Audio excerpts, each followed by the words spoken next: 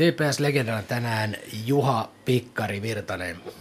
Yli 600 liigapeliä, 4 SM-kultaa kaiken kaikkiaan.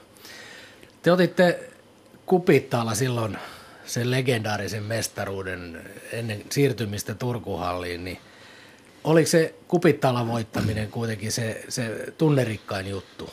Oli ilman muuta eka mestaruus, kun voitettiin, niin Kupittaalla just niin se oli semmoinen, mikä jäi niin kuin selkeästi mieleen. Mutta kyllähän Turkuhallinkin oli kiva mennä, uusi hieno halli, mutta kyllä jotenkin tuli haikea mieli Kupittaaltakin kohtaan. Aika nopeasti se Turkuhalli tuli kuitenkin Tepsille hyväksi paikaksi, vastustajille vaikeaksi paikaksi. Ja yksi asia varmasti siinä takana oli tämä Erkki Liikasen sinällään karmeen renkutus hunajata. Miten joukkue ja miten sä suhtauduit tähän?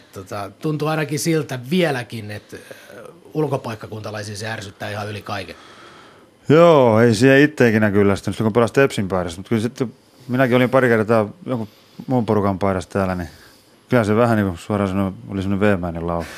Mikä noista kultajuhlista on jäänyt parhaiten mieleen?